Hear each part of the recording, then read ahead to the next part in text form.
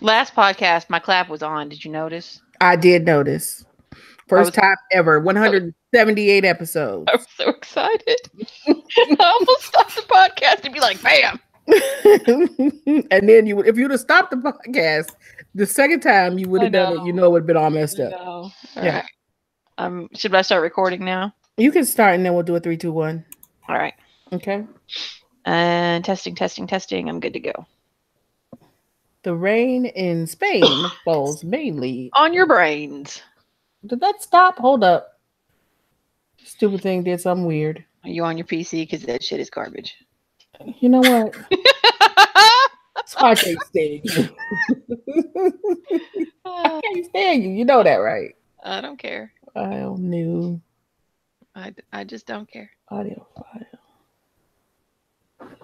179 version 2. All right, let's try this again.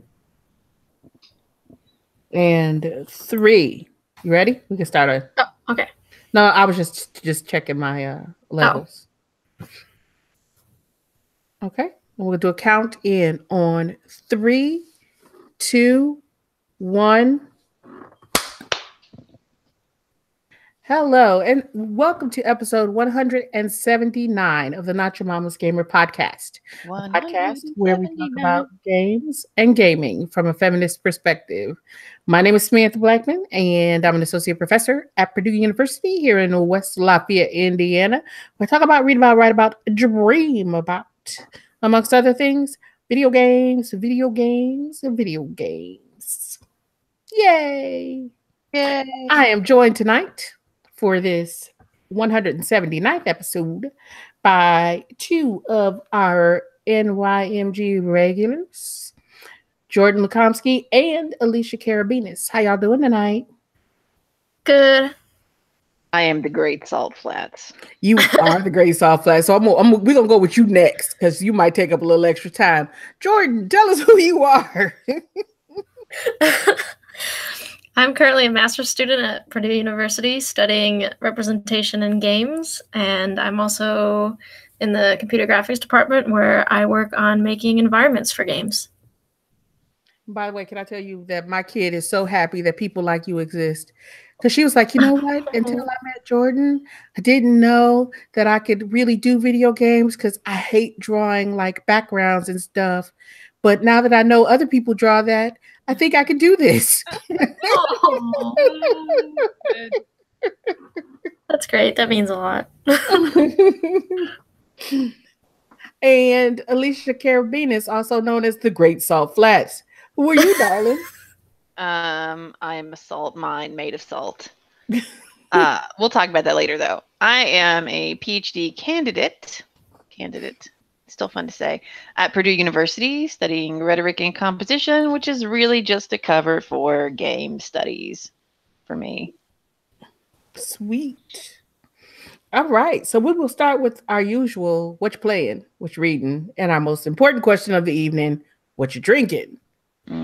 Before we get into our topic of the week, this week we're talking about indie games, y'all. Well, yeah, we're gonna talk about indie games as the main part. We're gonna talk about other games too, and I'm gonna be the Great Salt Flats for a while tonight too. Oh boy. But not too salty. Well, yes, I am gonna be extra salty, but not for too long. How's that? So, Jordan, what you playing, darling? I am playing mostly 2 games. One is Dead by Daylight because it was free on PlayStation Network. And the other one is... I just bought it on Steam. The one we were just talking about. I can't forget the name of it. Forgotten Anne. That's it. Gotcha. So those are the main 2 ones. Sweet. Alicia, what about you, darling? What are you playing? Well, I'm scared to ask. We'll start with the happy thing. I've been playing Anodyne, which came out on the Xbox on the 21st, and is like a little Zelda clone. But my husband keeps calling it Fallout or the Legend of Fallout because it's like it looks all kind of futuristic and post-apocalyptic when you're out like on the road and stuff. And then there's a bunch of different environments. It's really interesting. But it really scratches that very old school itch of like, I need a gamepad in my hand, and I'm moving around and trying to figure out the patterns of the bosses, and the dungeons are like kind of like roguelikes in that when you die, you go all the way back to your save and you have to redo a bunch of stuff. Mm-hmm. So it's all about suffering, which I love. But it has some issues too, which I think we'll probably talk about tonight as part of the topic of the week. So I'll save that. I also just wrapped the Mafia World Championships. It ended at the time of this recording about 15 minutes ago, and I am going to go cut off some toes of people after this is over because everyone is terrible. Everything is awful. From which you can extrapolate that my team lost. Oh, yeah, well. It was fun, though. It was really fun. I don't know why, honestly, that I play Mafia, because like my blood pressure is extreme for like 3 weeks straight when I play a game, and I hate everybody. I want everyone to die all the time. And then the game's over, and I'm like, oh, that was fun. Let's do it again. So I don't know. I think I just really am a masochist. Surprise. Mm-hmm. Yeah. Mm-hmm. But that's what I've been doing. Sweet. Oh, and I've still been playing Donut County. I talked about that on the last podcast. And it is super fun and super cute. So I really recommend, if you just want a little something for your phone, especially, and you want to drop everything in a hole, pick that one up. You mean like drop everything in a hole as in stop what you're doing, or like in the game you actually just drop stuff in a hole? It's like a reverse Katamari. Instead of rolling things up, you're dropping everything in a hole that gets increasingly bigger. Ah. It's really fun. Mm-hmm. Yep. Okay. Well, let's see. I guess it's my turn. What have I been playing? So I've been playing some stuff. I've been playing Anodyne, which is, like you said, it is like the Zelda clone. And when I first saw this game, I was like, oh my God, Alicia will love this game. Because Alicia and I always fight because she swears that first Zelda, best Zelda. First Zelda, best Zelda, and I beg to differ. That's just because you're wrong. I'm not wrong. You're wrong. I'm never wrong about first Zelda, best Zelda. Whatever. I still think you're wrong. All right. So it's been a big indie game week for me. So I did play Anodyne. I also played, oh my gosh, the cutest. Okay, so Artifex Mundi. They make the hidden object games, the ones that are really like super in depth and have these like real adult stories. So they'll be like murder mysteries and like all kinds of like suspense stories and stuff like that. So I love those because I love those puzzle games, right? They came out with a new game called My Brother Rabbit, which is a point and click adventure / hidden object game, and it is super adorable. And it was also a lot of fun to play. And I want to talk about that more in a little bit. It's been a big indie game week for me. And the other thing that I played was, y'all know I got a thing about farming simulators and anything that allows me to mine. So there was a new game came out called Fossil Hunters, where you, of course, you're a character with like a pickaxe, and they put you in playing archaeologist to look for dinosaur fossils in caves. So that too was right up my alley. I needed all these happy spots in my life this last couple of weeks because I also been playing Shadow of the Tomb Raider. And I got some opinions about Shadow of the Tomb Raider that I'm not going to get into in great depth right now because Shadow of the Tomb Raider is deserving of its own full episode. So we're going to have to get some peoples on one to talk with me about this. Because, so if anybody remembers back to when the first in the Tomb Raider reboot series, I'm not going to get too spoilery, y'all. I'm just going to give general reactions, and then we'll get spoilery AF in the episode. So, if you remember back, the first Tomb Raider came out, and I didn't like it, and everybody thought it was sacrilegious because I was like, that was the biggest piece of crap I ever played. Because she walked around the whole game whining and complaining. I hate tombs. Blah, blah, blah, blah. And I'm like, if you hate tombs so much, why you got your ass out there? But anyway, that and, all of the wonderful rape imagery that went along with it, because, every woman's coming of age has to come with sexual assault. And then with this one, which is the third in the series,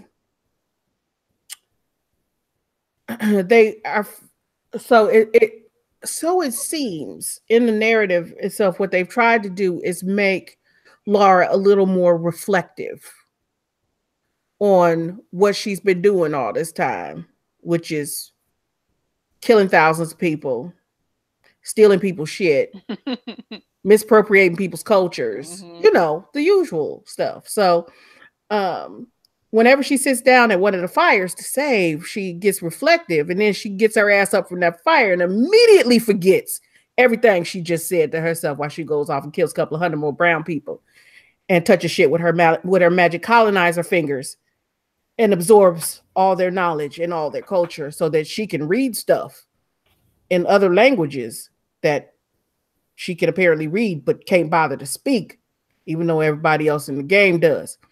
But there's also a very cute part where you play Tiny Colonizer, so you can go back and you can play Laura as a child. She is Tiny Colonizer in that. So I'm gonna stop with that because, like I said, I don't want to spoil it for y'all. But yes, there are lots of magic colonizer fingers, and there's very cute Tiny Colonizer, but that shit is still fucked up. That's what I'm gonna say about that right now. Now, I finished it. I'm mad. But that being said, it is a solid Tomb Raider title. Mechanically, it's a solid title. You can't disparage that.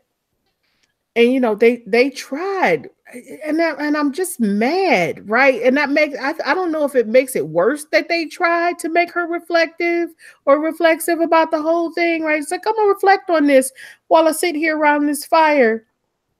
It's like, what am I doing? Am I doing the right thing? And then she gets up from that fire and she's like, fuck these people. And I don't get it, right? And Jonah is in there, and I love Jonah as a character, right? He's the Samoan dude who in the first one was a cook, and now he's just like her, Tomb Raiding, her Tomb Raiding buddy, right? I mean, and at one point he even stops her and goes, "Bitch, what is wrong with you? All these people over here are dead because of you, and you are worried about where your next artifact coming from." And I mean, he actually calls her out. And she looks at him and she goes, "Yeah, but." And I was mad. Then I got mad at the way they wrote him because he kind of, went along with her after that, even after she said, "Yeah, but." See, I was like, no, I would have pushed her ass out the helicopter at that point and be like, "Nope, you done." But so I got feelings. But I'm not going to talk about that because I will talk about that for 2 hours. And I won't do that yet. But that's what I've been playing this week. Magic Colonizer Fingers is what I've been playing. Which I've been reading. Anything else? I don't know why you expect anything else. I always want good things to happen. It don't work, but I always want it. Just asking for disappointment. I know. All right, what y'all reading? Jordan, you reading anything fun? Or good? Mostly news articles. I don't know if this counts as reading, but I've been looking through a lot of art books. That's mostly the actual physical books that I've been paging through. Hey, I'm not really reading, but I call it reading if it's decoding. I agree. Yeah. gathering information. Oh yeah. See, there you go. What about you, Alicia? Well, obviously, I've been spending most of my spare time reading that Mafia game. 11,000 discrete posts, I guess. 11,000 entries, many of which were very long. My notes document is 30 pages from that game. I'm so mad. I'm so mad. But I couldn't. I've been working on my methods chapter on my dissertation, so I've been reading a lot of stuff for that. But I needed something to kind of take my brain away from these other things. Mm-hmm. So I've actually been rereading Sense and Sensibility. Ooh. I like Jane Austen. I do too. Yeah, I mean, it's just a smooth, fun writing style. Even when things are like really dour for everybody, there's just a good cadence to the way she wrote, and so those are good, nice comfort books for me. Mm-hmm. So I've been rereading that one. Sweet. So I did the dumb thing. So I read a book. Not like I've only read one book, right?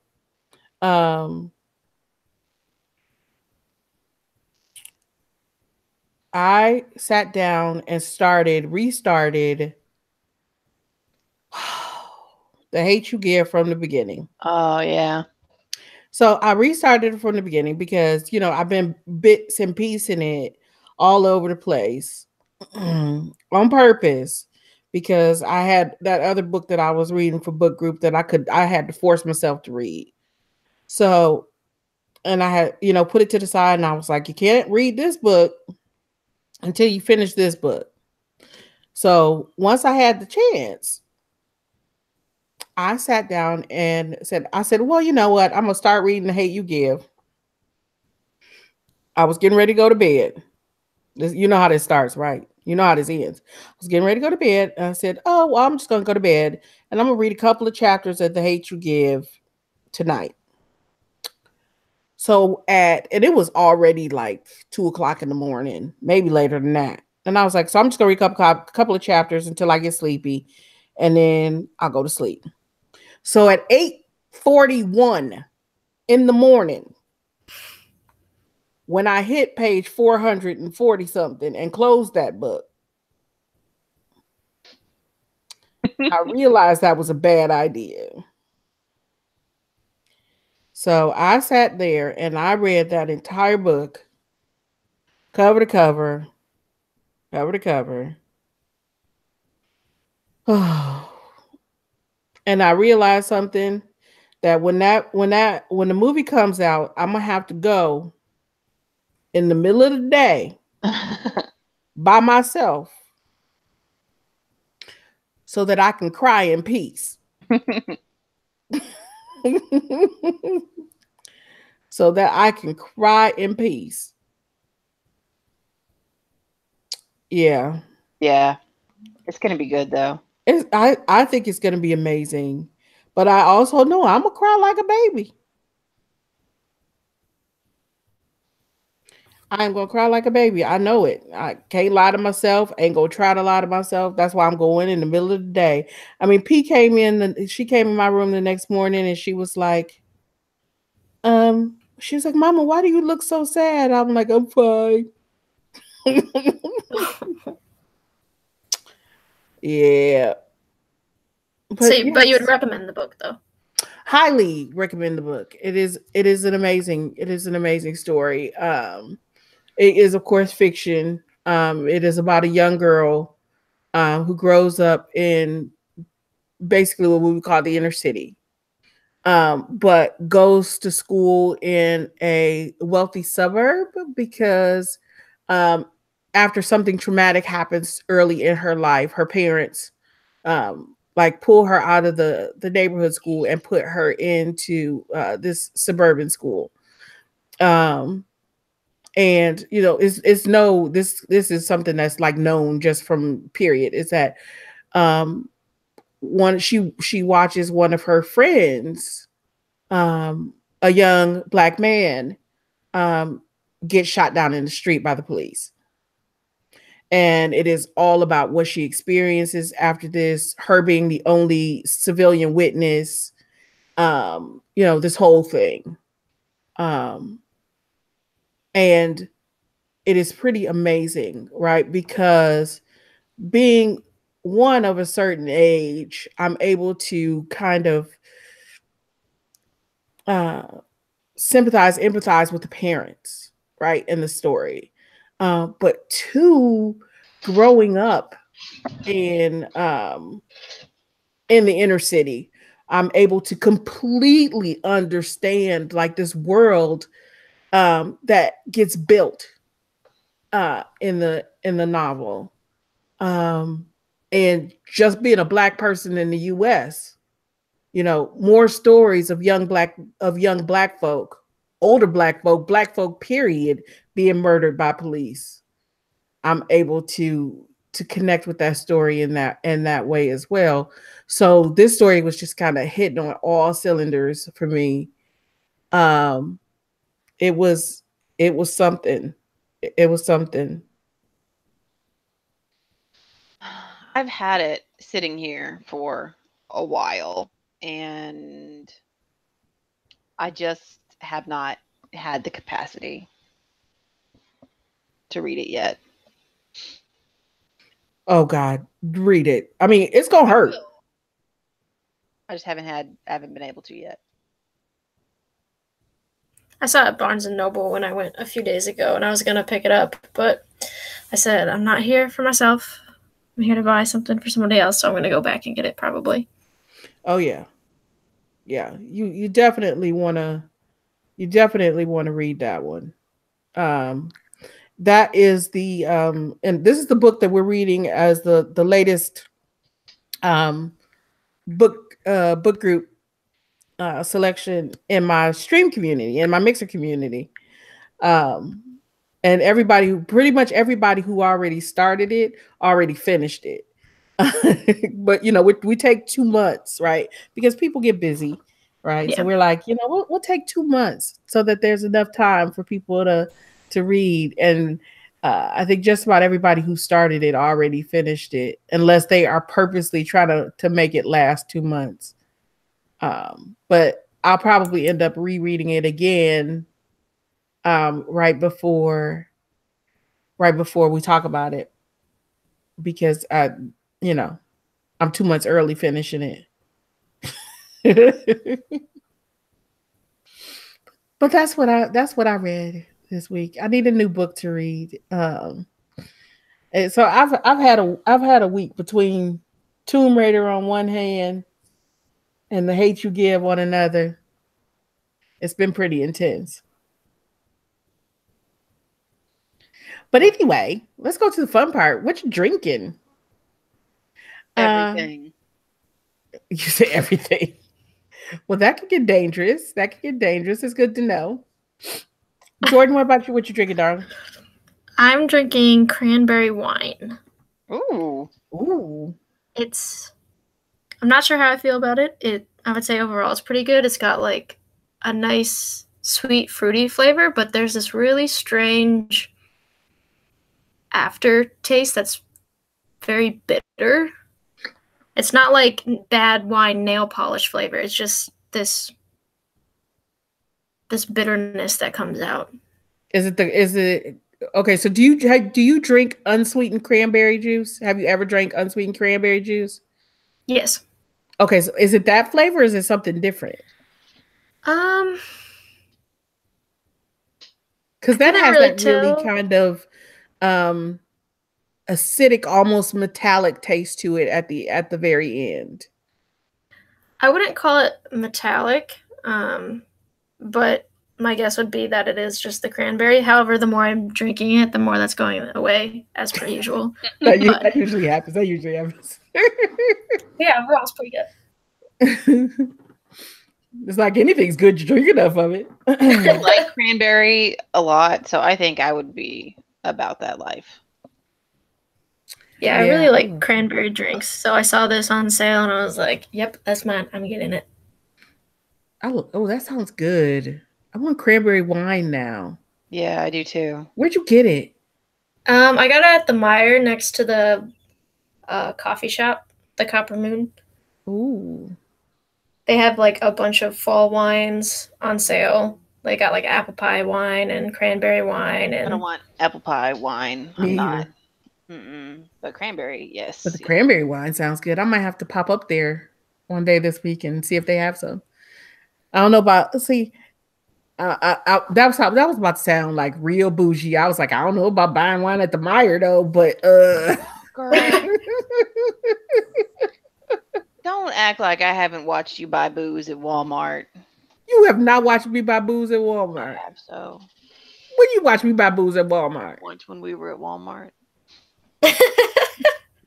When were we at Walmart? I don't know if it's right by your house. I think when your house flooded. Oh yeah. And we went to the Walmart because we were like, we got to feed these people. Don't blame it on me though. I didn't flood my house. I know you didn't flood your house. God flooded your house because you're a sinner. Oh my God, you're so evil. Just evil. Anyway, I'm drinking all the rest of my bourbon. That's what I'm doing right now. It's not enough. Send more. Send more bourbon. Are you mixing with anything, or you just? Yeah, I have ginger ale. Okay, bourbon and ginger. I got you. Well, I am drinking lemonade and Deep Edie's peach vodka. And it is delicious. And I'm drinking like 32 ounces of it. I had to drink that much of it because I poured like 6 ounces of vodka in the cup first. And I was like, can't pour it back in the bottle.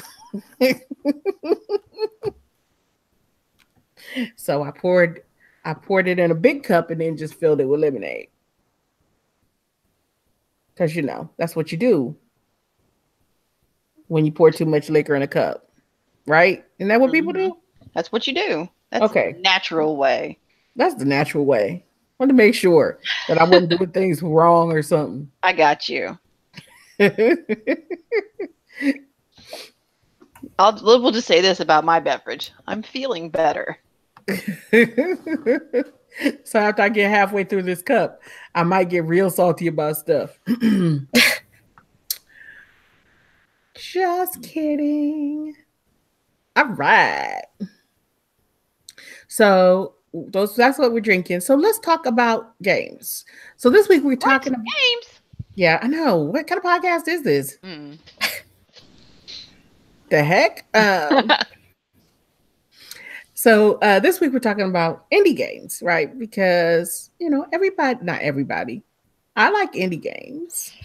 And I know a lot of people tend to play indie games, but don't talk much about them because they're always thinking that people just want to hear about the big games they play. So I thought talking about indie games this week would be a fun thing if we were all playing something new-ish, to talk about some of the new indie games we're playing and give people some ideas about what they might want to play.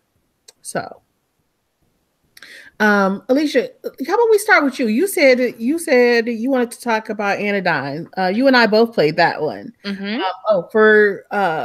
For FYI, we did get codes for Anodyne, My Brother Rabbit, and Fossil Hunters. So thank you to the devs for those codes so that we could actually play and talk about these games. Yay. Oh, speaking of codes, I forgot to say I've also been playing State of Decay Daybreak. Not as much as I wanted to because Mafia, but I got a code for that and I'm thrilled. And it was like Christmas the day I got the email. Every time I get something from Undead Labs, I'm like, hooray! There goes the rest of my day, possibly tomorrow. But that's not indie anymore. They're all big time now. Bought up. Oh, we do, I think, also have to talk about the death of Telltale Games, but I expect we'll get to that. Yeah. Let's talk about Anodyne, because there was something I wanted to raise specifically. Okay. So this game is new to the Xbox, but it's not new. Right. Like, it actually came out several years ago. And I don't know how I didn't have it already or know about it, but I mean, that's one of the things about indie games too. Unless you happen to stumble upon people talking about it when it's in, like, you know, the news or whatever, like the week of release, or you happen to hear somebody say, I played this and it was really fun. Sometimes you just never know. Right? Mm-hmm. But I was looking for something because I got stuck early just because I couldn't figure out something about what I was supposed to do. And it didn't seem consistent. So I did a little Googling, and I came across a post-mortem written by one of the developers. We'll put it in the show notes. But they wrote it when they were reflecting on the failings of Anodyne, that's their title, and when they were making their next game, Even the Ocean. And it's a really good piece because it's very frank about the kind of traps you can get into when you're making a game, especially if you're like on your own. And this is one of the things I think that indie games are really great for, because you sometimes get such good face time with the developers. They don't have anybody telling them you can't say this or you can't say that, right? They can just talk about their process and be really open about it. And that's one of the things I've really enjoyed about all of the guests we've had on our show who've done indie games. But in this case, they went through like 4 very specific failings of the game and said, you know, here's what we were thinking. Here's what we didn't know how to do. Here's how you can fix that if you make a game. And it was really cool because they said, you know, we didn't really know how to construct a narrative. So we kind of just put all this stuff in there that was interesting or cool. And we were like, it'll be surreal. But that's not how narrative works. Right? Yeah. Like, and it's one of those things, I think, that if you play a game and it has a decent narrative, I'm not going to say good because we're talking about games here. If it has a decent narrative, salt mines over here. Has a decent narrative. You're like, oh, okay, here's a structure. That's really easy, very simple. I could put that together. But I challenge anybody to sit down and even just try to make something entwine that's very straightforward. It's hard to think about, like, when you end a screen and when you go on to the next, and how you structure that story now that you're putting it into an interface for another human to interact with in whatever way they're going to interact with it. And they talk about that challenge. And they talk about, like, designing the overworld. And one of the things I noticed right off on Anodyne, as much as I like it, there's a whole lot of just wasted space. Yes. In the overworld. There's so many screens that they could have just cut out. And it's the same as, like, you write a story and you read this paragraph and you're like, that paragraph is really beautiful. It's some of the best writing I've ever done, except it doesn't actually do anything to get you to the end. It doesn't have, like, a narrative function. It's got to go. So I think it doesn't matter how pretty that screen is. If it doesn't do anything, it's not adding to your game. But I mean, they confront these kinds of issues right on. And I really cherish that kind of reflection and how we can get it from games like this in indie developers. Yeah, I mean, I think I agree with you, right? Because I like, right, these kind of, well, what is this, like 32-bit maybe? Yeah, they're like fake retro games. I know. I'm like, what is nostalgia like games? 32-bit-ish games. And as much as I tease Alicia about the Zelda, I don't agree. First Zelda is the best Zelda. But I would say second Zelda is a really good Zelda. Oh God, they're so different. I know. You. I know. But I do like the 3D Zeldas too, which you don't. But anywho's, being able to play this game. I mean, what you talk about, the wasted space, that is something that you notice right off the bat. When you start to play the game, right? It's like, really? Why am I walking through? Because you can see, like, the grid of the map up top. Yeah. And I'm like, really, did I need, like, what is it? I think they show, I want to say, is it 9 or 16? I can't remember which. It's a lot. I mean, you can get a really good picture of the space around you, which I like. Yes. Right. And I like and I like the way that, and it reminds me a lot of, you're gonna hate this, Link to the Past, in terms of how the puzzles work in the game. That's fair. It reminds me a lot of Link to the Past in terms of how the puzzles work, right? And Link to the Past is probably, plug your ears, Alicia, I'm sorry, it's probably my favorite Legend of Zelda game. So that's all right. I knew you were basic. Oh my God. Come on now, that's everybody's favorite game. It's everybody's favorite Zelda. It's either that or Ocarina of Time, and y'all all fucking spice latte drinking basic bitches.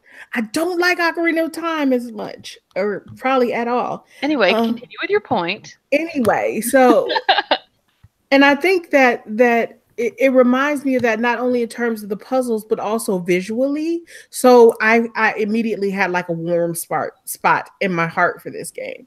And you know, it is very much, Terry has it kind of like down pat, right? The Legend of Fallout, or yeah, right. Is that it is this kind of surreal, futuristic, almost apocalyptic narrative that's been mapped onto a game that feels like it should be Legend of Zelda. Yeah, and that's a really interesting choice. I like that. And then when you get deeper into what's going on, that shifts again. And I think it had a lot of potential to be amazing, but it falls a little short. But that's all right. Right. I mean, it falls a little short, but it doesn't stop it from being a good game. Right. No. It's not a great game by any stretch of the imagination. And that's not to say that, I mean, but most games are not great games by any stretch of truth. By any stretch of the imagination.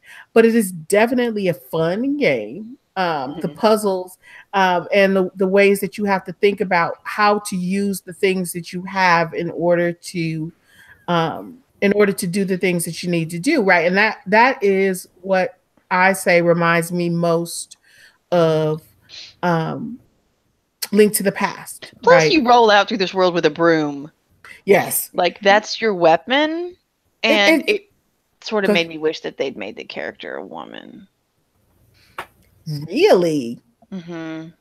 Well, I mean, I would have liked to have played a female character, or at least had the option, period. Not because she had a broom, but yeah. No, it just would have been nice to kind of turn that stereotype on your head. Like, oh, look, I'm a woman with a broom, except I'm going to use it to beat your ass repeatedly. So that's just me.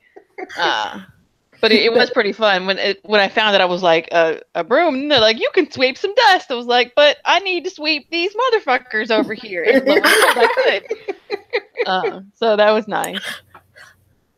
Yeah. I mean, I can see that, right? To kind of subvert the stereotype. Yeah. But yeah, I would have liked to have been able to choose at the onset. But then the broom was like multifaceted, right? You could either like kill people with the broom, or you could use it to move things around and solve puzzles, which was the way really you're like not really manipulating the environment, but at times you do have to read the environment was a nice choice. It was subtle. I kind of wish that there had been more of that. And sometimes there were red herrings, which I find really frustrating. Yes. But I did appreciate what they were doing there. I think they, from reading that postmortem again, I think they learned a lot.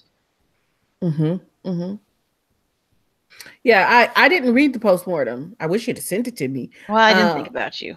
Oh no, you never think about me. You don't love me. So I'll make sure I check it out afterwards when you send me the link to put in the show notes. I will. So yeah, Anodyne. It was I like I said, we got codes to play the game. So we did not buy the games out of pocket. But I think I would have bought this one. I might buy it for my computer, actually, because I think I would rather play it in here. Oh, see? Yeah, I think, I definitely, because like I said, it reminds me a lot of Link to the Past, which, I'm sorry, Alicia, is still my favorite Legend of Zelda game. I'm sorry, Samantha, no matter how basic that makes me. No matter how basic that makes me. I'll live. What else you been playing, darling? Well, I think we should probably shift and talk to Jordan. Okay, fine. Jordan had all kinds of stuff. Well, I did want to talk about one thing that you mentioned in the game, and you said one of the problems with it was that sometimes it just kind of felt like empty space or like not well used space.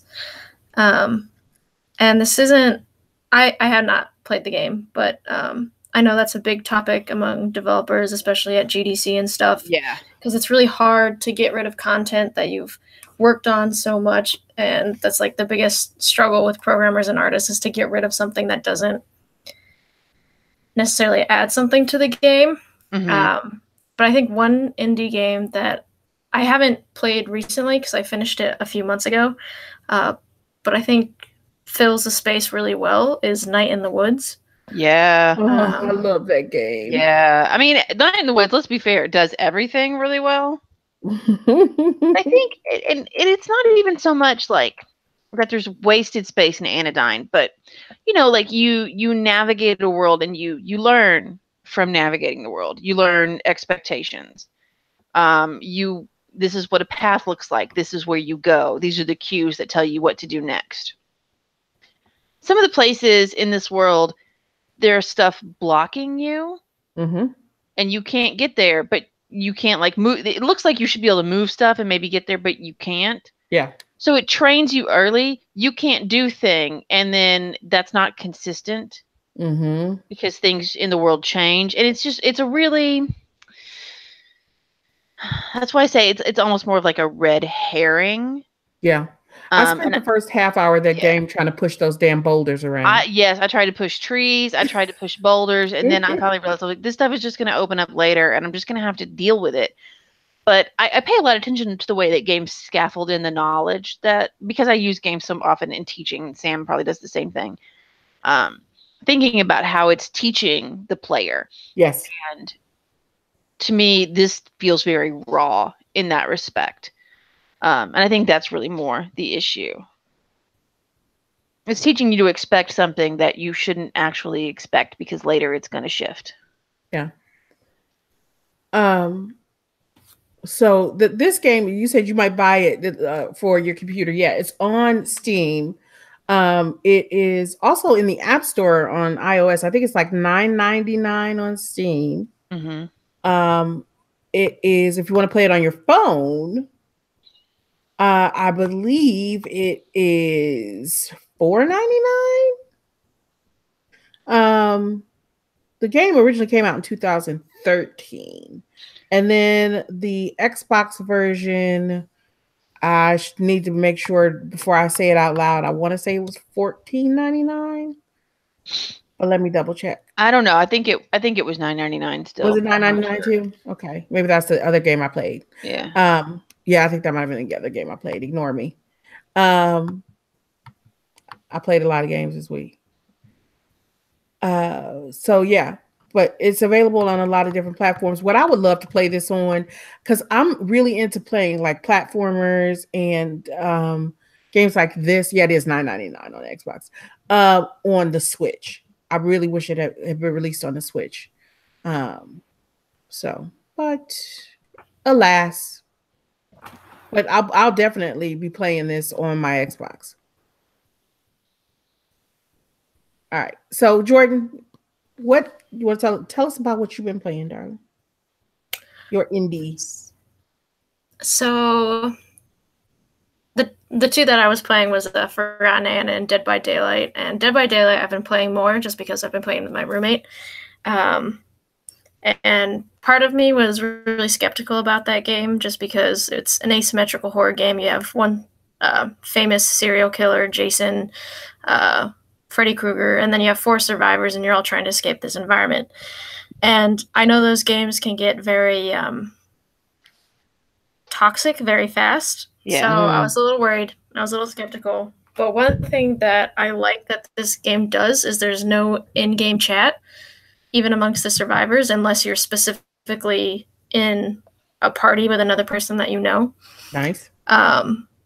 So I think that was a really good choice, and that helps out a lot with the experience because you don't have to listen to other people. And also actually adds a new, just not having that voice there adds like this new gameplay construct that makes it harder for the survivors because you can't necessarily coordinate as much. And I think that challenge is actually a nice added development to it. But the other one that I've been playing that I think has a little bit more to it is Forgotten Anne. And it's basically like playing a Studio Ghibli film. The animation is just like super smooth. The art style is really nice. And I haven't gotten too far into it, but it is a platformer, and it immediately sets this balanced yet contrasting tone because you start off with this cutscene of this sock that can talk, and it falls off of someone's laundry basket or something, and it goes into this forgotten realm. It's a forgotten sock, a lost sock, and immediately it's just like screaming and yelling, and so it kind of sets this somewhat funny tone because you just have this talking sock just falling through the world. Pretty strange. But then it immediately like gets dark very quickly because as he finds these other forgotten items, they're being sorted as they enter this realm. And they're given these stickers to prove that they are citizens there and not rebels because there's discontent growing in this forgotten realm. And the sock is going through this line to enter, and he's seeing all these other people. And if you are a broken forgotten item or a forgotten item that's very common, like a sock, you are given a very bad, poor job that you will hate. But if you are a newer piece of item, or if you're a rarer piece of item, then you are given a better place to live and a better job. And so he goes through this line, and the sock is given a really bad job, and you can see like all these really sad workers, and it just immediately switches gears and tone. See, that game looks so. See, I love like all things Studio Ghibli, right? So when I saw that game, I was like, I want to play this. So I was super stoked to see what you were going to say about it when you said you were playing it, because I want to play Forgotten Anne. But I'm always a little skeptical because I love platformers. I love platformers. Platformers don't love me. I'm not very good at them. I do better at platformers on the Switch than I do on other consoles for whatever strange reason. But yeah, now I really want to play it. Yeah, definitely. I don't want to get too spoilery with it, but at the very beginning, it also kind of surprises me. Kind of like with misleading players on what you can do. It kind of does that, but not in the way that, is it called Anodyne? Anodyne, yeah. And not to that extent where it's just like you're trying to do something and you're not supposed to be doing it yet, but more like Undertale, where you figure out that there could have been alternate options along the way. So it kind of does that at the beginning, and it was kind of sad. So there's definitely that aspect to it as well, but it's slightly different than other games that have choices as consequences because it doesn't tell you when those choices are coming up. So like in Mass Effect, you can tell when there's going to be a big choice. There's a bunch of choices in this game, and it doesn't tell you until after you've made the choice that could have been a big choice. Gotcha. That makes me think of the way Life is Strange is structured. Right, like you do something that seems relatively innocuous in the moment, and later on it turns out that had huge consequences you would have never considered. Yeah. Yeah, exactly like that. But unlike the and here we are, I got to say it, the Telltale games, right, which kind of tell you right after you do something. So I love that that's become a meme, right? Alicia will remember that. Oh, I'm so sad, you guys. I don't love all of their franchise games, but God, I have loved their Walking Dead games. I have loved them more than the show, more than the comic. Just heartbroken. The Wolf Among Us. I felt so bad for all the developers. They've all been tweeting and stuff. And those tweets are heartbreaking.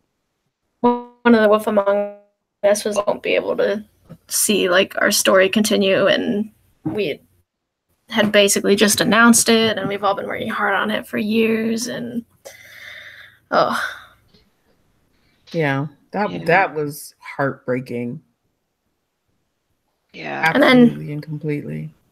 You've also had the really unfortunate comments where, just like the ignorant comments, where it's just like, why can't you finish the Walking Dead series? Can't you just take time to finish it, or like your own personal time to finish it? And lots of people are obviously upset, and I'm just assholes, right? The entitlement that is exhibited on social media among gamers is the worst. The worst. Yes. All y'all. If you're doing this, you should be ashamed. Yeah. And some of them even went so far as to say, if you were truly dedicated to your fan base, you would finish this. And I'm truly dedicated to paying my rent. Right. I got also eating. Feeding my cheering. Yeah, I mean, like, this stuff is important. You can't make a game like their games in your spare time. Right. Well, you're also working at a news studio and like undergoing crunch time and all this other stuff. Like you can't do that. There's not enough time in the day. If you want to be mad at somebody, you should be mad at Telltale for hiring all these contract workers who just are going to lose everything that they had. You should be mad at them for not just selling to someone else. You should be mad at them for not thinking about the people that they worked for. But, hey, under late capitalism, we don't have any responsibility for each other. So what the hell, right? Right. Why would we? I mean, like all the people you want to be. I mean, it is heartbreaking, right? To all these people who are saying, we found out today we didn't have jobs anymore. No severance. No severance. No nothing. No insurance. No insurance. We're nothing. Just done. Some of them were given half an hour to leave the building. Oh God. Yeah. And so when you have jerks that are just like, well, modders do this all the time. It's like modders also have jobs. Modders have jobs, you know what? And they can still pay their bills because they have jobs. You're saying, why can't these people who are not getting paid for this in any way, shape, or form just forget the fact that they need to feed their families? Yeah. Modders also don't have any deadlines outside of those that they self-impose. Right. Right. I mean, I've had mods break, like just straight up break, and the modder's like, I'll get to it. Maybe one day. When I get to it. I mean, some of them are like right on that shit, but not all of them because they have other things to do.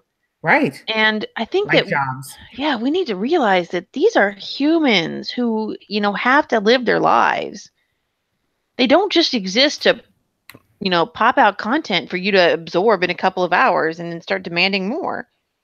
And then talk about how bad it was once you do absorb it, right? I admire anybody who works in the industry.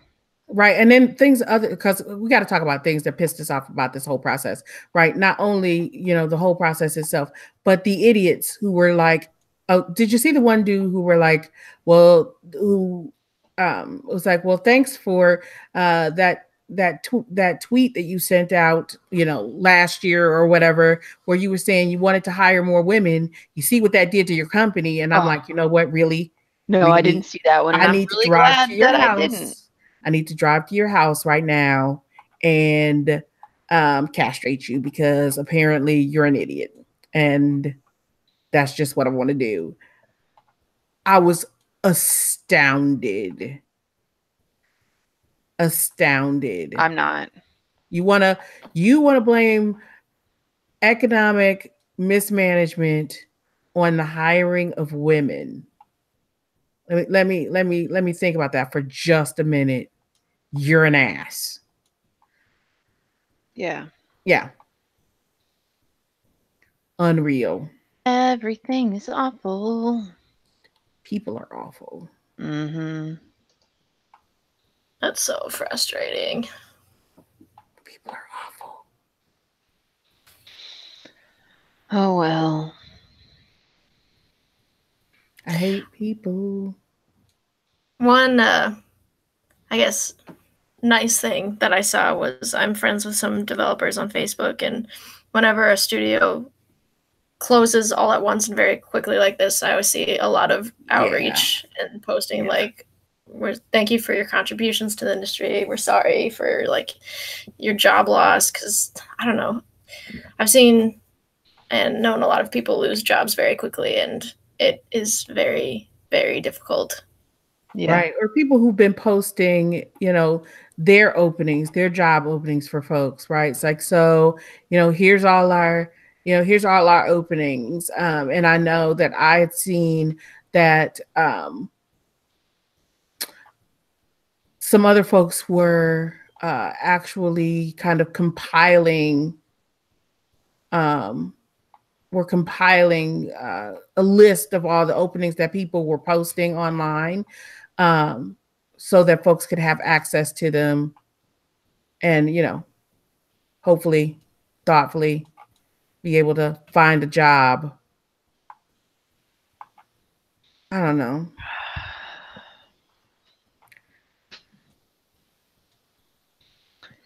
I hate people.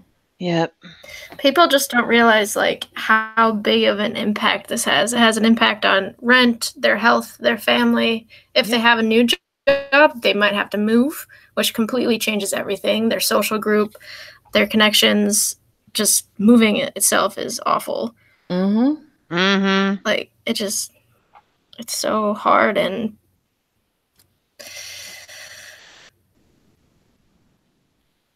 very, very sad. So support your indies, support your smaller studios. Don't pirate. Don't be an asshole. Don't be an asshole. Can you say that again? Don't be an asshole. And stop for a second and give a shit about your fellow humans. Man, I mean, that's basic. That's as basic as saying Link to the Past is your favorite Zelda game. I knew you were going to say that. I gotta slip it in there whenever I can, Because you're hateful. Yes, that is true. Yeah. Very hateful.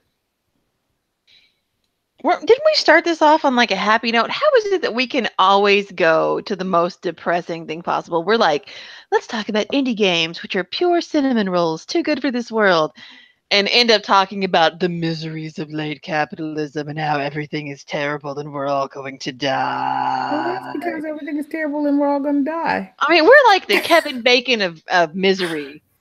Like 6 degrees to death.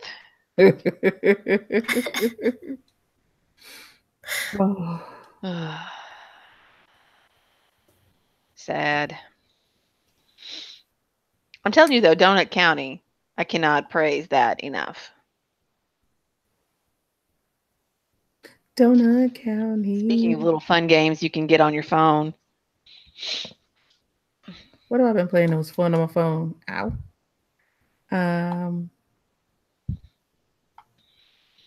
I still haven't had a chance to play that other little game that I bought. It's You, a breakup story. I'm going to start that tonight. Right. I'm going to start it tonight. I'll have it for the next podcast. It's been sitting there. It's like when I open Steam, it's right there. I'm on the play screen, and I haven't done it. What's it about?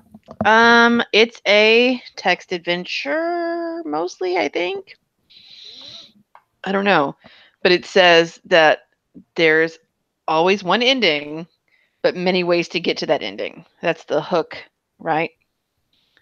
And I guess it's about a breakup. and I'm real excited. It was pretty well reviewed. It looked good. It just came out. Oh, it just came out. No, I don't know when it came out. That's a lie. Let me go to the store page. I don't think it's new. Oh, it came out August 1st, so it is pretty new. I mean, if it's been out in the last year, that's new to me. It looks like it has some very low-key graphics, but a lot of it is focused on the narrative. So I'm excited to dig into that one. I just have not had time. Sweet. Well, let's see. What have I been playing? I've been playing, as I said, my brother Rabbit. So I love the Artifex Mundi games. I really do. I'm trying to. I got my kid hooked on them too. Because I like and I play them on like all kinds of stuff, right? I play them not only on like my tablet, but I play them on consoles too. But when I saw that, point and click adventure games are my jam. I love point and click adventure games. Like for 20 plus years, I have loved point and click adventure games. Give me all the point and click adventure games. Give them to me twice. I don't care. Yeah, no, you got a problem. I do. I have a serious problem when it comes to point and click adventure games. But it's not my fault. So when I saw that this one was like part point and click adventure game, part hidden object game, I was like, and I can play this on my Xbox, so I'll take it. But I got a code for it. Thankfully, I would still buy it. And in fact, as a matter of fact, I've decided I want to play it on my Switch. So I'm gonna play it on my Switch too. It is the story. I got kind of mad when I first turned it on, right? Because you turned it on and there are these little kids and there's this little girl who immediately gets sick. And I'm like, really? I'm about to cuss and throw this out my window and throw it out the window. But well, wait. All right. I was like, why can't you tell me this? Right. Because it's like my brother Rabbit is about this little stuffed rabbit. Right. So they immediately flip it right into a fictionalized world, right, where the brother Rabbit is like, like he's like a Winnie the Pooh type character, right? He's living in a little thing, and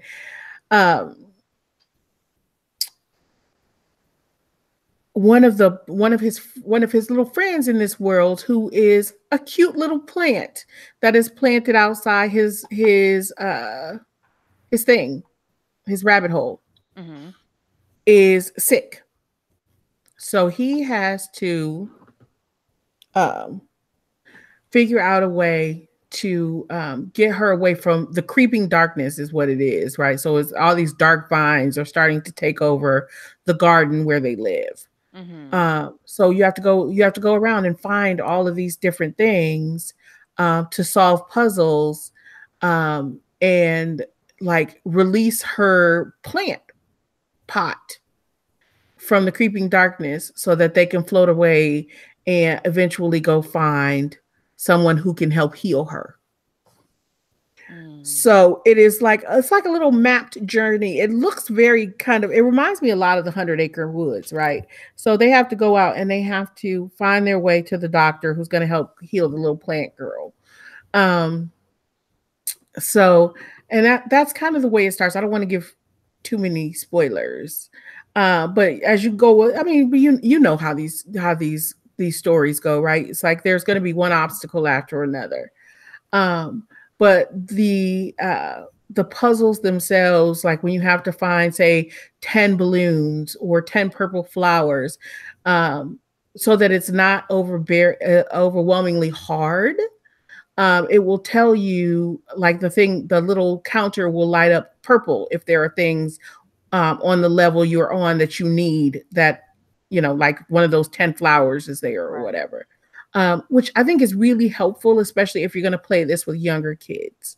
Or just if you like playing these kinds of games, and they can get overwhelming sometimes. Those hidden object games can get overwhelming because there's no text to read in terms of it saying, well, there's text in the story, right? But there's nothing saying here are the objects you need to find, but it is all shown pictorially, right? So up in the upper right-hand corner, there'll be like a little box with 10 dots underneath it and a picture of balloons. So, you have to find 10 balloons in this world in order to solve the puzzle that requires the balloons, or 10 butterflies or whatever. And then the journey, right? The hero's journey, as it may be, is depicted in this very 100-acre woods-ish map. And as you clear each level, a graphical representation of the rabbit and the little sick plant moves along the path of this map, and you can see what your next stop is going to be, and what perils may lay or lie. Things lay, people lie, what perils may lay in your path. So it's super cute. And the puzzles are fun. They're not overwhelmingly hard.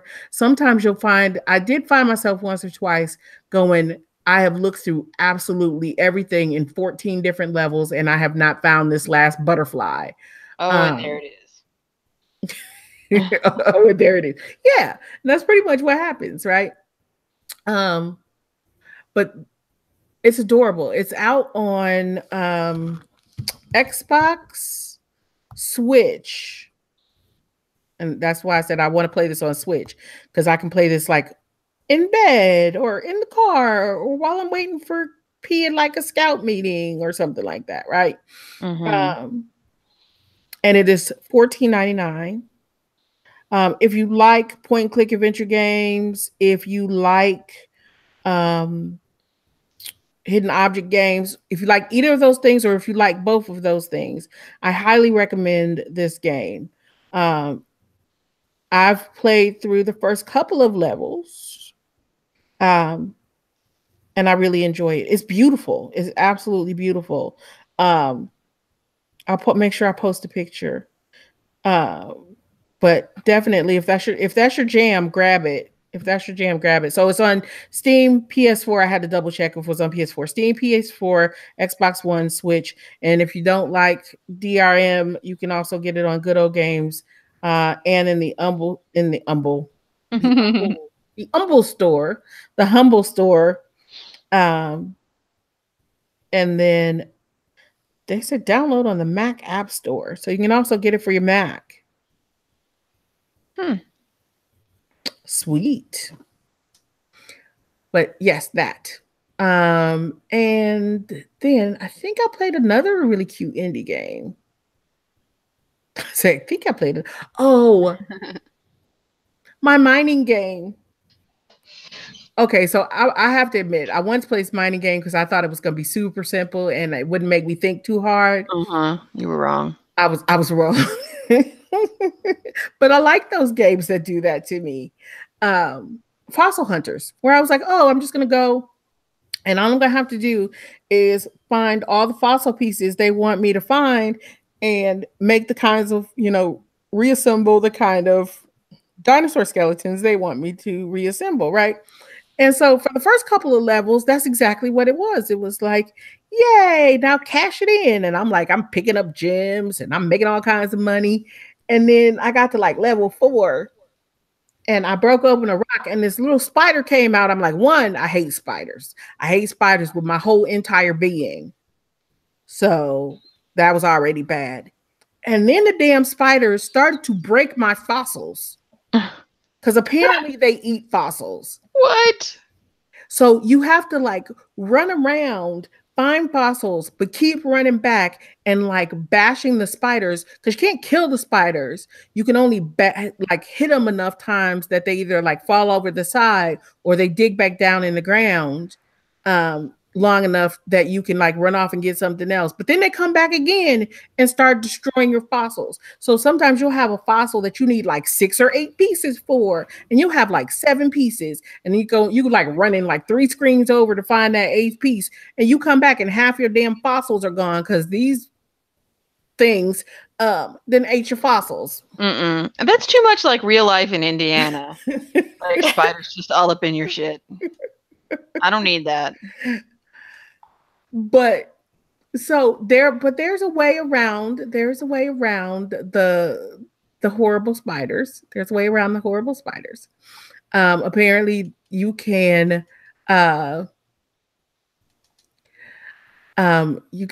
you unlock light, and light gives you an opportunity to like flash the spiders and keep them away from your stuff. But also spiders. But it's fun because it makes you. It is also very frustrating, and sometimes I don't need to be frustrated. Sometimes you just need to chill and play. That's what my brother Rabbit is for. Because that's very chill for me. That is very chill for me.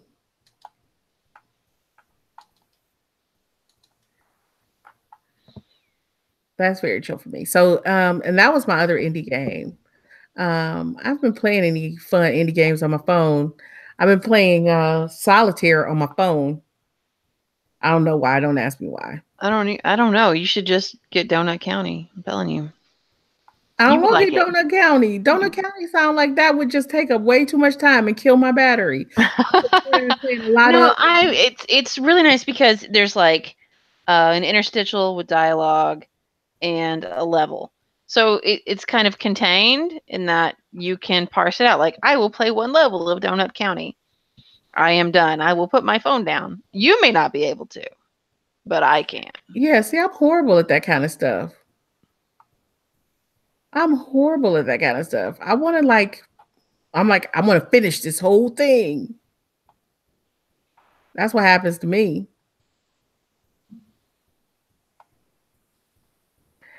So I can't do that kind of stuff. But I have been playing a lot of. Do you remember this game when it first came out on like Xbox? I played Gems of War. I didn't play it, but I looked at it and I thought, okay, I don't need to play that. I was gonna say, did Terry play it? That's the question. Yes, Terry played it. I was like, that seems like a game. Terry will get into those kinds of games, like when he was playing that Frozen match 3 game. The weirdest thing. Like, I would come in from work, Terry sitting there on the couch playing Frozen. I'm like, what are you doing? Yep. There's like 1 billion match 3 games in the world. I just want to beat this level. I'm like, I remember that. I was like, this is for children, sir. I would look at my Xbox and be like, why is Terry playing Frozen? He would say that it was for Pickle. It was a lie, because he would be out there at like 11:30 at night. Pickle long sleep. He's still playing Frozen. Well, let's be real though. Pickle was probably not asleep because she's a butt. But yeah, he was definitely just playing it for himself. It was funny. Yeah, he gets into the weirdest things. I don't know. I get it. But I've been playing Gems of War on my phone. What is Gems of War? So it is like a match 3 RPG. I don't think I've heard of that combo before. Oh, like Puzzle Quest. Yeah, kind of like Puzzle Quest. That's where Puzzle Quest came, because this was out before Puzzle Quest. It was? Yes. Gems of War has been out on Xbox for like ever. No, Puzzle Quest has been out for like 10 years. Gems of War, I would swear. Let's look it up. All right, I'll look it up.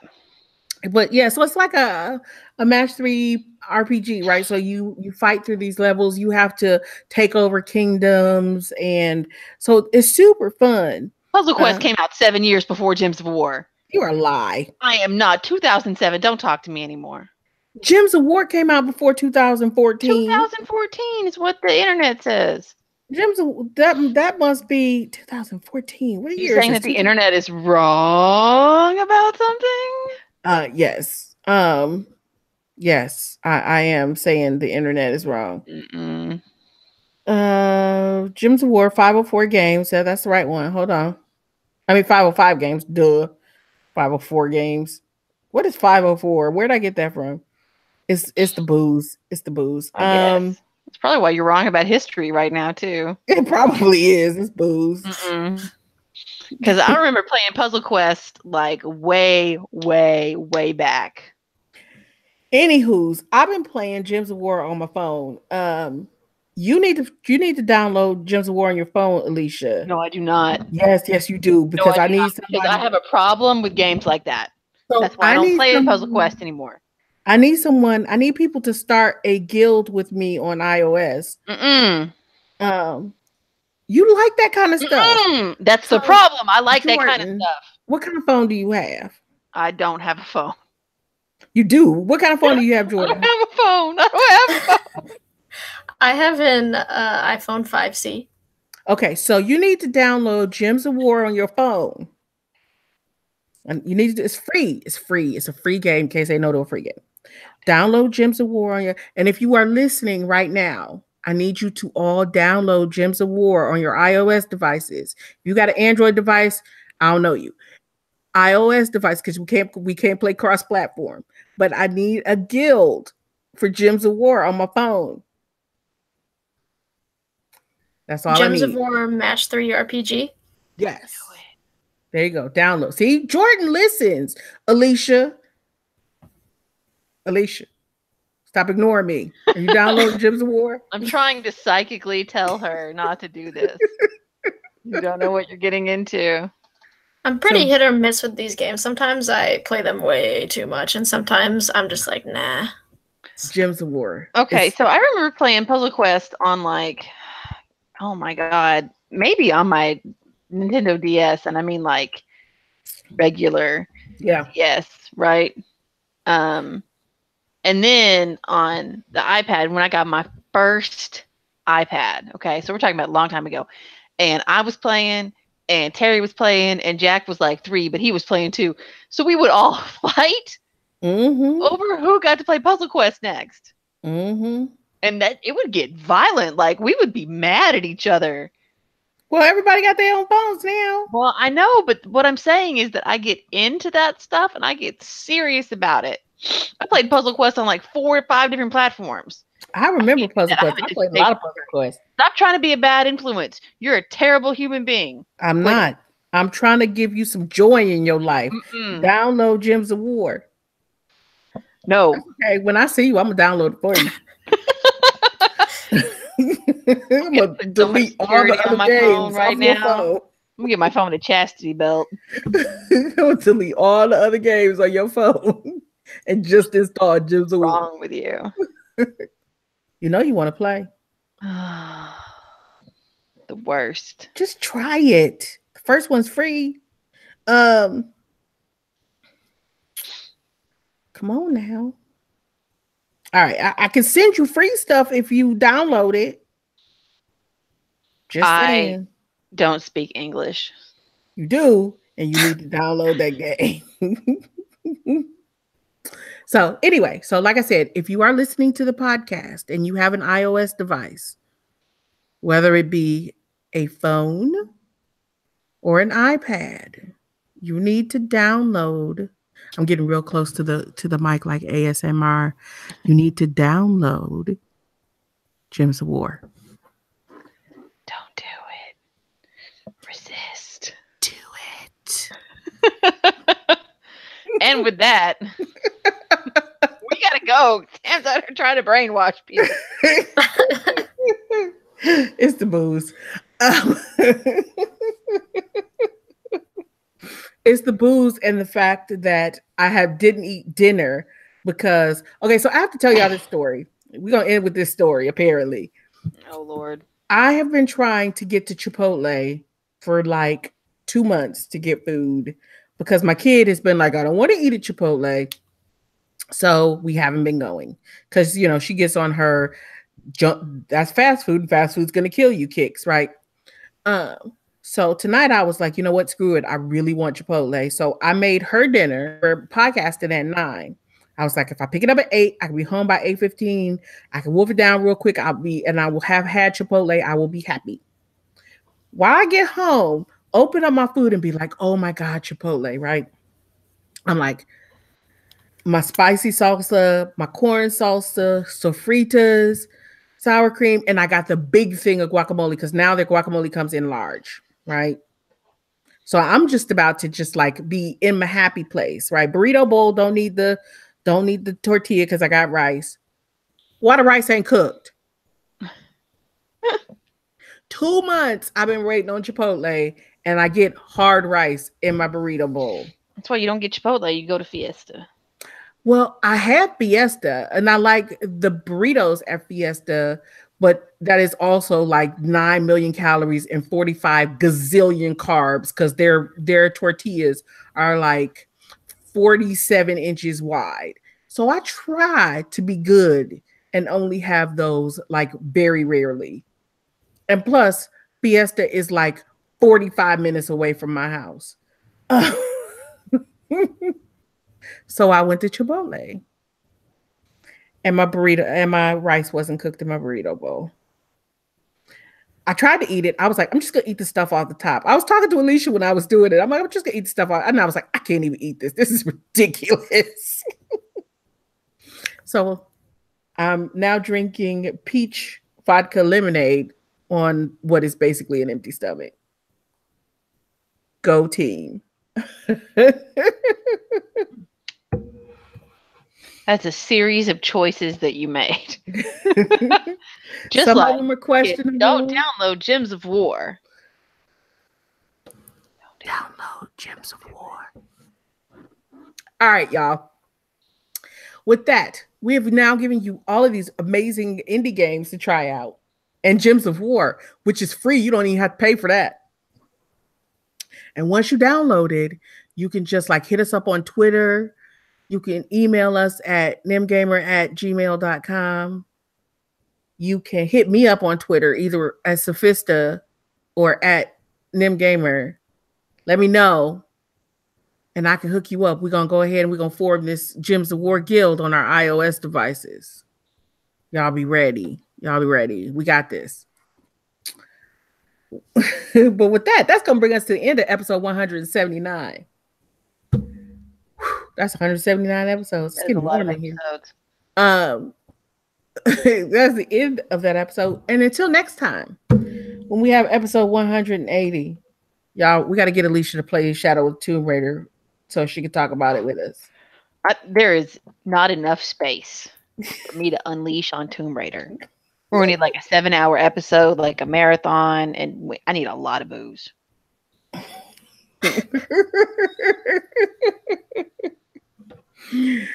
We can work on that. We can work on that. All right. So with that, that's gonna bring us to the end of episode 179. Until next time, when we have 180, we would like to say, please, y'all, please be good to one another. In the meantime and in between time. But always, always, always remember, there's one thing you should always do, and that is to game on.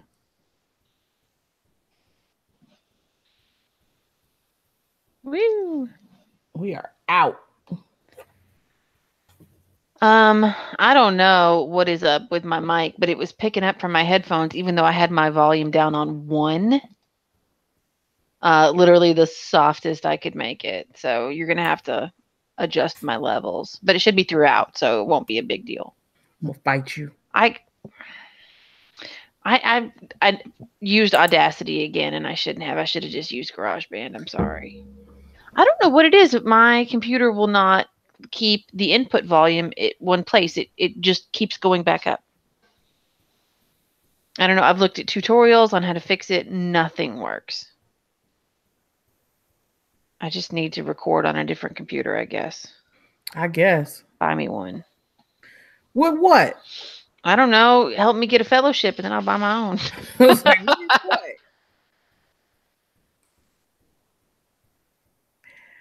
Fine.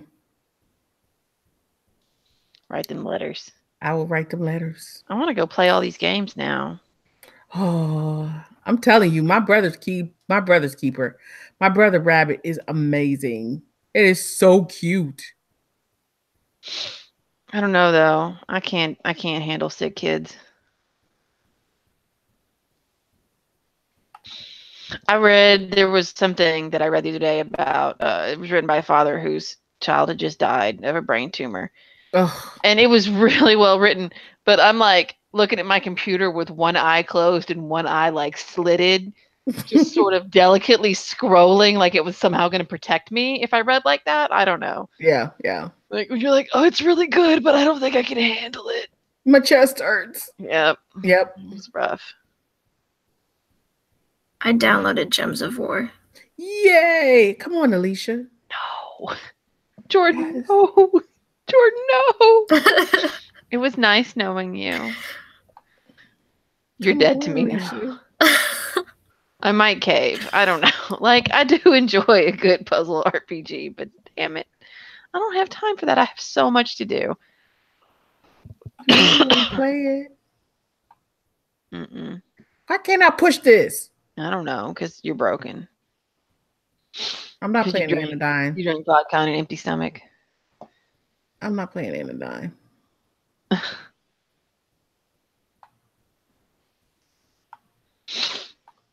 Alicia. What? Download Gems of War. I'm reading all the stuff that they said about me in Mafia chat. Well, they calling you names. No, they all felt really bad for what they were doing to me, so I feel a little bit better. And they talk about it constantly. So. That they were being assholes? I probably won't murder them. Murder them anyway. I might just cut off some toes. Are they dudes? Penises. Yeah. Penises. I mean, it's the internet. Everyone's a dude. Oh, actually, I got in a fight with somebody in this game because he called me a he, and I was like, don't do that, bro. My pronouns are right there in my profile. And he's like, oh, I'm so sorry that I assumed everyone on the internet is a man. I was like, you should be. You should be sorry. And then he was like, that's Mafia. I was like, because I would like you to recognize me as a human with a gender identity, that makes me Mafia? No, because you didn't accept my apology. Bitch, get over yourself. I didn't accept your apology because you're an asshole. Yeah. Had nothing to do with the fact that I'm Mafia. I was heated. I spent so much of this game just mad. I mean, I went out at one point and I just started yelling at Terry. Why are you yelling at Terry? Well, because he was there and I couldn't yell in the thread. I did come in one day when I was super angry. I had a pre-written post when the day started and I just called everybody out. And I was like, and you over there, and don't think I didn't notice you too. Because all y'all need to explain.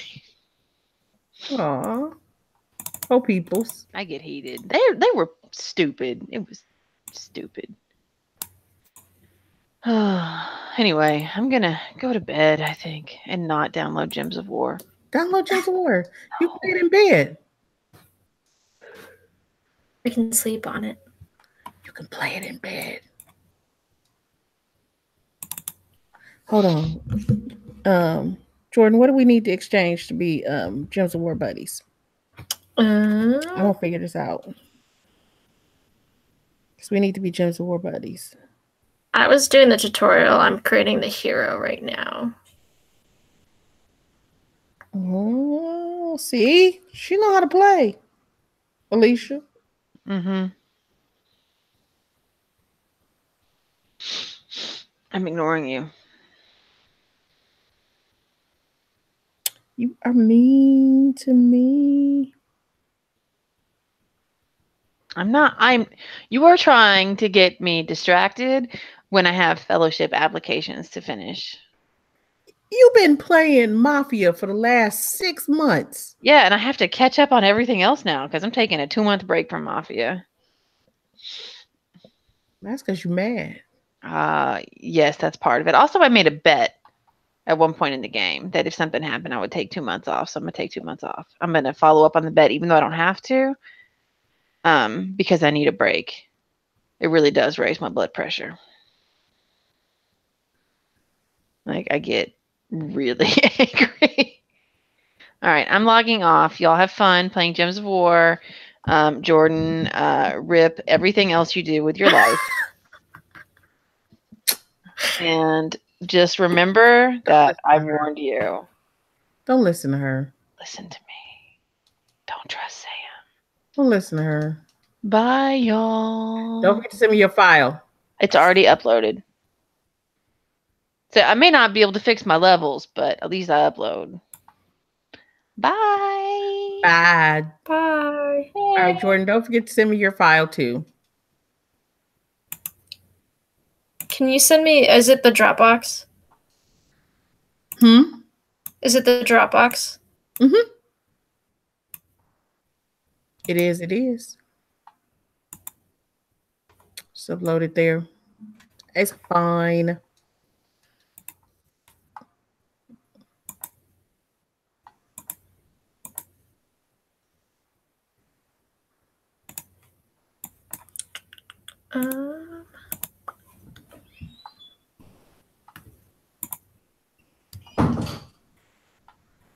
Wait, did you send me the link again? Did I? No, but I can, I think. Let me see if... Oh, yeah, because I'm on a new computer, so it's going to... Okay, hold on a second.